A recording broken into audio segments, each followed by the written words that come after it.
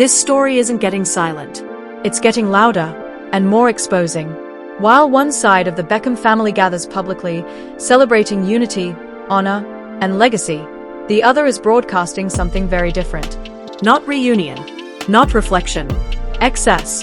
A £17,000 bottle of wine, photographed, shared, and timed perfectly as the family fracture deepens. This isn't just about money or luxury. It's about contrast. Because when families fall apart, the real separation isn't measured in miles. It's measured in values. And right now, the gap between Paris and Malibu looks wider than ever. This wasn't just a dinner.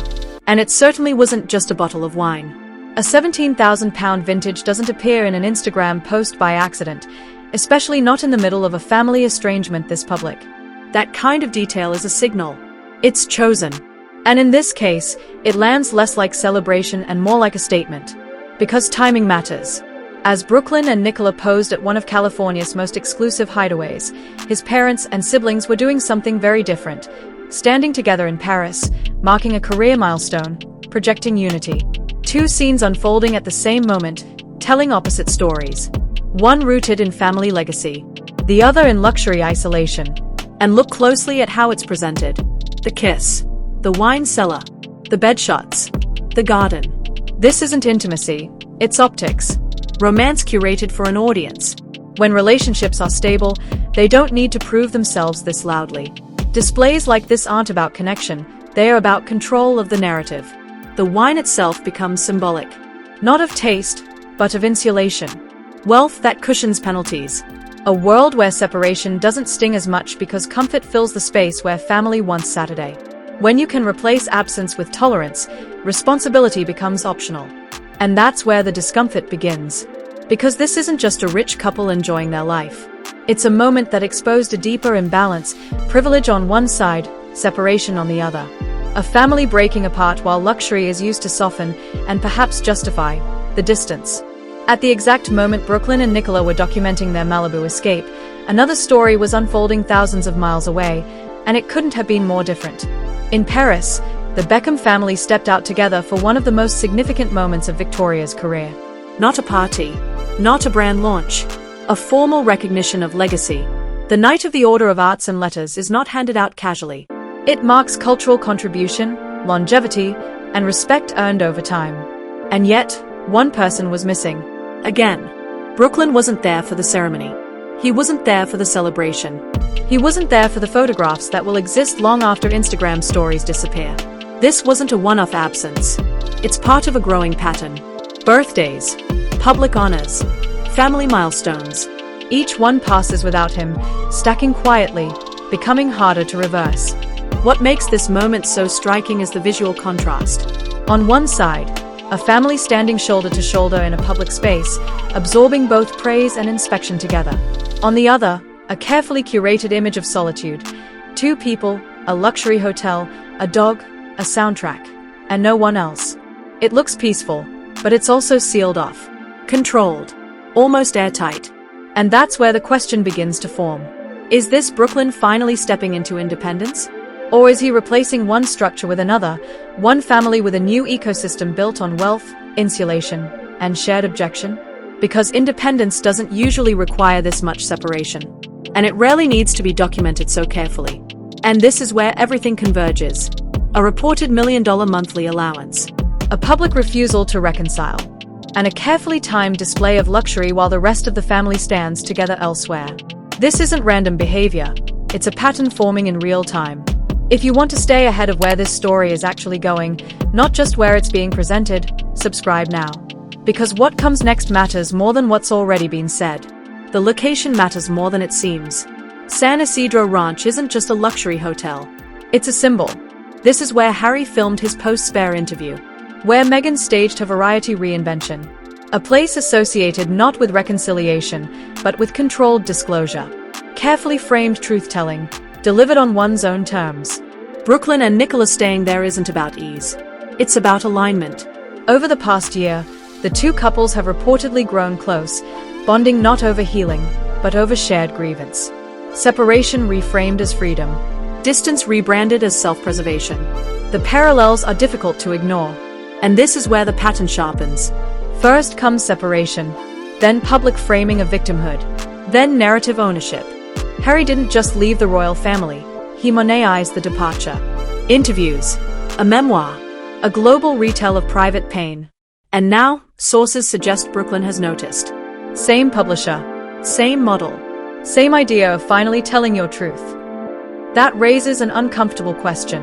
Is this about personal closure? Or is it about turning family fight into a replaceable narrative? Because healing doesn't usually require an audience. Movements do. Brooklyn's 6-page statement is raw, emotional, and detailed. He uses powerful language, controlled, evil, humiliated. Words designed to leave no middle ground. And emotionally, they land. But when you place those claims next to the documented record, tension emerges. Take the wedding dress controversy. Brooklyn says his mother cancelled at the 11th hour, forcing Nicola to scramble. Yet modern accounts from Vogue and Nicola's own stylist describe a year-long couture process with Valentino, planned well in advance. Nicola herself gave multiple interviews offering different versions of the same story. None of them fully align with the statement released now. That doesn't mean Brooklyn is lying. But it does mean emotion and evidence are no longer moving in lockstep. The language escalates dramatically, from disappointment to moral condemnation, and that escalation demands inspection.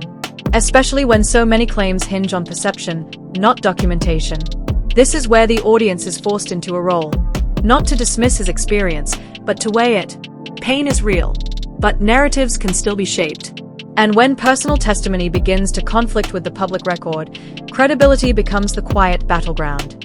The question isn't whether Brooklyn feels wronged. The question is whether the story being told now is the full truth, or the most useful one. Brooklyn's statement is powerful because it's personal. 6 pages of lived experience, written in the language of someone who feels restricted, unheard, and finally defiant. Words like controlled, evil, and humiliated are not chosen lightly. They are meant to draw a moral line and close the door behind it. And emotionally, they do exactly that. But when those claims are placed alongside the public record, the story becomes more complicated. Take the wedding dress dispute, which Brooklyn frames as a last-minute betrayal that left Nicola scrambling.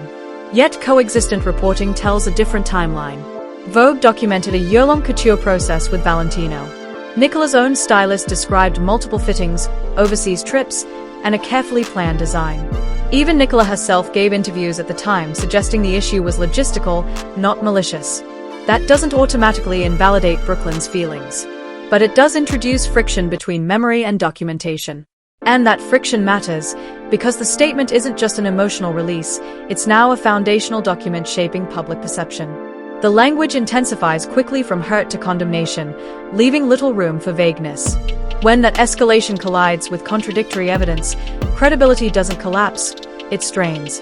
This is the uncomfortable space the audience is left in. Not asked to choose sides blindly, but to weigh 2 things at once: the authenticity of pain and the reliability of the story built around it. Emotion explains why someone feels wronged. Evidence helps determine how much of that story can stand on its own. What often gets lost in narratives like this is time. Absences don't disappear once the story moves on. They stack. Every missed birthday, every skipped ceremony, every milestone marked without you doesn't pause, waiting for reconciliation. It passes, and it reshapes the family without you in it. While statements are released and Instagram montages are posted, the rest of the family continues living. Parents age. Siblings grow up. Achievements happen once. The cost of distance isn't immediate, but it's cumulative. And that's where the power imbalance becomes clearer. Lawyers replacing conversations. Silence enforced as boundaries. Loyalty quietly tested by who shows up and who doesn't. In exchange, Brooklyn gains something else: narrative control. The ability to frame events on his own terms, without interruption or correction. But that control comes at a price. Public goodwill erodes. Relationships harden. And what begins as self-protection risks becoming isolation. This isn't just about choosing peace over conflict. It's about what gets lost when peace is defined as absence. Wealth can soften discomfort, but it can't reverse consequence. You can stay in the most beautiful places, drink the finest wine, and surround yourself with affirmation, but none of that stops time. Families don't relaunch like brands. You don't pause them, reframe the story, and come back when the optics are better. And that's the final, unsettling reframing. This doesn't look like rebellion anymore. It looks like replacement. One system swapped for another. One source of identity exchanged for one that feels safer, quieter, and more controllable. The question that lingers isn't whether reconciliation is possible.